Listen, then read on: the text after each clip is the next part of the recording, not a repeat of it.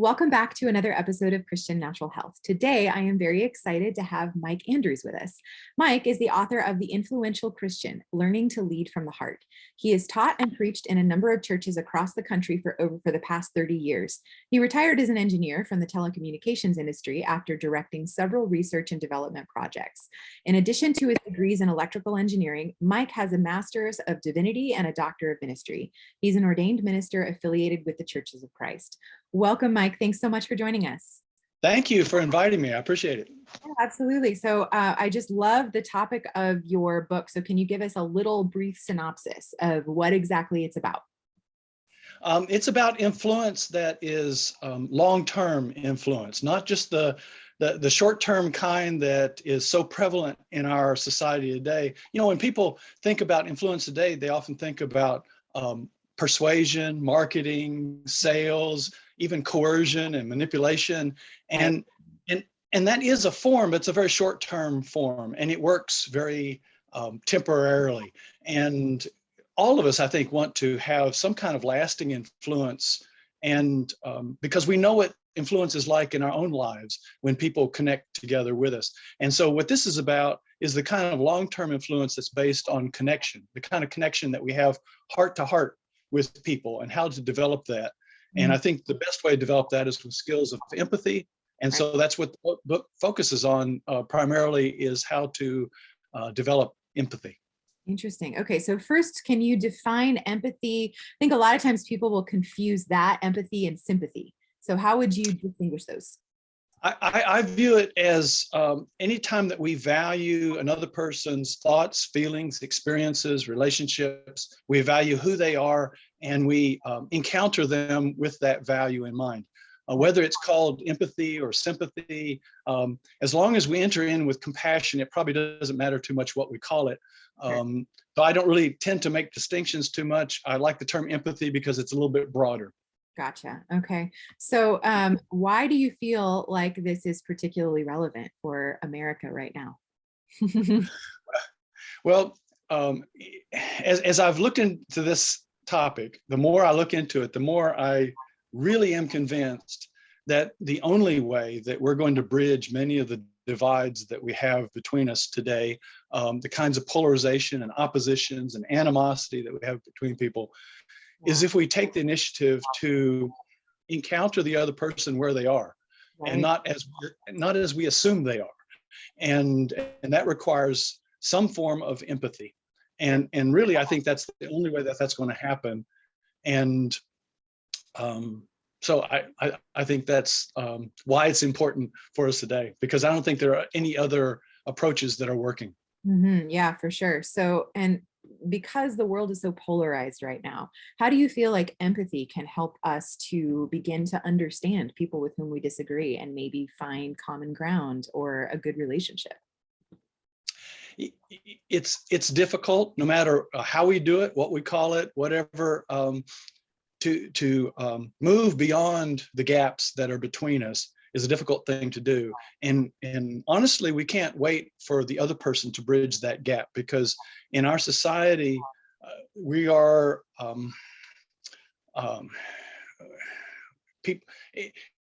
we are encouraged to increase the gaps rather than decrease the gaps, I guess is what I'm trying to say.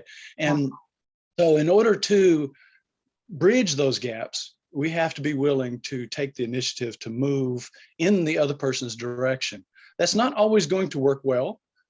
There are times when people are not going to reciprocate, but that doesn't mean it doesn't help. I think empathy always helps, and we need those kinds of skills, rather than assuming that there are some people who can do that and some people who just don't. That is one view of empathy, that it's kind of innate. You either have it or you don't. I don't subscribe to that view. I think that people can develop it. It's kind of like developing a virtue, where you move in the direction of something so that you can become more like that. And in a Christian framework, we allow the Spirit to help us in that direction to move that way. So it becomes kind of like a spiritual discipline, like prayer or meditation or scripture reading or singing, or things that put us in a position where God can work with us. I think empathy is a lot like that, particularly when the goal of our empathy is to love the other person. then I think it becomes very much like that kind of virtue or spiritual discipline, and God will help us move that way. But we've got to take the initiative, and that's what's hard, particularly with people who are used to talking. It's hard to begin listening, and the first step in empathy really is to value and listen to the other person. Gotcha. So in your book, you kind of break down some of the processes of what you should focus on step by step with the Holy Spirit's help in order to begin to cultivate this. Yes, I start off talking about what it kind of looks like, what a practice of engaging in empathy looks like, and what it looks like is what you can think of as genuine presence, really being present with people, and also really being trustworthy. Right. So I talk about that for a while, and then I talk more about the individual skills that can be developed that move us in the direction of empathy. And you can tell I've had some preaching experience because my description of those skills is alliterative. It's a 3-point it's where we move in the direction of reception, reflection, and response. And just in a nutshell, reception is when we listen, when we learn to dialogue, when we learn to value the other person and understand where they're coming from, so that we're not just wrapped up only in our own story, but we hear the other person's story. Right. And then reflection is when we think about that, and we look at the assumptions behind what we're thinking, and look for where there's meaning, things that we can work on together. We quite often what we find is that we and the other party that we have a disagreement with both really want the same thing. It's just that how we see to get there is different. And then the third step is response, where we start to learn how to be responsive to people and responsible to people and to society. So those are the steps. And I think this book is somewhat unique in actually providing some roadmap for how to get out there beyond ourselves and actually make some things happen. Right. How to cultivate that. And so what would you say is the difference between just like a cognitive understanding of where somebody is coming from versus empathy? Well, empathy, I think, has a number of components, and one of them is our rational thinking, cognitive understanding of the other person's thinking. But it's also an appreciation and acknowledgement and recognition of the other person's emotional content, what they are feeling. It all even goes beyond those and enters into the relational realm, where we have some engagement with the other person. A lot of times when empathy is discussed, it's discussed primarily from an emotional point of view, and sometimes with a cognitive point of view, but seldom is it discussed with both in view. And I think really those have to be balanced. There's a balance between the cognitive and the affective or the emotional that we've got to keep. Otherwise, we end up if the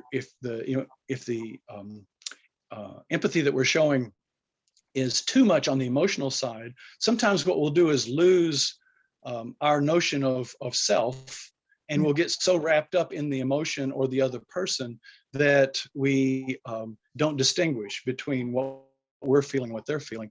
And when it's too cognitive and not enough emotion, then it becomes actually sort of manipulative. In my book, I associate these different aspects of empathy, different extremes of empathy, with some of the characters in the Peanuts comic strip. And the most notable one is Lucy, for example, who is she considers the other person, but only from a cognitive, rational point of view, not the emotional point of view. And she actually becomes manipulative and coercive in the process of doing that. And that's a good example of how empathy can kind of get too extreme in one direction or another. Interesting. So I feel like from the Christian standpoint, we might maybe make an analogy between law and grace, sort of. Is there some of that there? I think there is that kind of tension or balance or combination of things together. There's a number of combinations that work with empathy. Another balance that we have is the balance between our awareness of ourself and our awareness of the other person. So we don't get too absorbed in our own view of what the other person is going through, nor do we get so absorbed in the other person's view of what they're going through that we lose any sense of boundaries. So there's a number of tensions or balances here. And I like between law and grace, I think that's truth and grace would be another way of saying that, perhaps. That is a good way to balance it. Mm-hmm. Yeah, I like that you bring that out of the idea of if you're too empathic in the emotional sense, you lose the sense of boundaries. I think there's a lot of people who work with others to try to help them, people in counseling and people in those kinds of professions that can easily fall off into that other side and then learn how to create those boundaries so that they can be emotionally healthy in order to help others. So I totally see that. In fact, because those boundaries are so important, there are some authors who actually claim that empathy is a bad thing, that people who exhibit empathy are actually exhibiting sin in their lives, because the way they view it is that it's only emotional and only about the other person without boundaries and self-awareness, so that we lose our self-identity and we compromise our souls, ourselves into the other person. And that's just an extreme form. It's not empathy in every manifestation of it. That's just an extreme, distorted form of empathy that they're railing against. Yeah, nearly everything, there's a balance. You could fall off one side of the horse or the other. So yeah, totally see that. And how do you see empathy translating into influence, maybe from a leadership standpoint? Well, that's the perfect question for the topic that I'm dealing with, because influence in its long-term effects has to do with connection, connection between people, heart-to-heart kind of connection. And connection is something that we all crave down deep. We go about it different ways, but we all crave it. And so that's one of the reasons why this is so important. And empathy is really the quality that creates those connections. Okay. It's what causes us to engage with people and be in other people's lives and allow them into ours, to be open to other people so that they're also open to us, and together we can explore our relationship together. So empathy is kind of the foundation for how to make those connections, and the connections are what make influence last. If you think about the people who have really been the most influential on your life, as I think about the people who have been influential in my life, they're the ones that I've connected with in some way. There may not have been a strong intention on their part to connect with me, but I felt a connection with them, and therefore, in the end, really found myself wanting to imitate something about them, to follow on with some of the things that they said, that they really had an impact on my life because of that connection. Right. Yeah. So, people aren't going to listen to what you think until they know how much you care about them. Absolutely. Yeah, that makes sense. And why is it helpful? I guess hearing and valuing people's stories is sort of what transitions into that empathy of hearing where they're coming from, so that you can actually make that connection and then kind of guide in a leadership standpoint, essentially. Yes. Yeah. Yes. Our stories are really vital for this whole attitude, this whole approach. But we have to remember that there's more going on than just our own story. In our society today, we are encouraged to share our own story, and that's important. That's really important. But if we're not hearing the other person's story, then we're just kind of talking to the walls, and we're not really walking in the other person's shoes. We're just trying on. If we don't know what it's like for them to walk in their shoes, we're just trying on another pair of shoes. It's not. We're not really being empathetic, and so we have to hear people's stories. We have to appreciate them, and really show an interest and a curiosity and value to them. There are a lot of tips and techniques for how to show sympathetic or empathetic attitudes to people, like eye contact and moving forward and acknowledging what people say in that. But I heard one speaker say one time that if you're really interested in the other person, you don't have to worry about all those techniques. Your interest will show. Right. And so it's really in our own heart that first we've got to be able to see how we can value the other person. If we don't, then then nothing's going to happen. There's an expert in mentoring, whose last name is Aguilar, who made the point that if we don't value the other person, if we're never going to have an influence if we think the other person sucks. So True. Yeah, absolutely. It starts in our own hearts. I mean, do we value the other person? And that's where the dialogue, where the listening begins. Yep. Just like everything else, it all goes back to love, right? Yes, yes. Absolutely. Absolutely. So what have I not asked you that you want to make sure that you leave with our audience?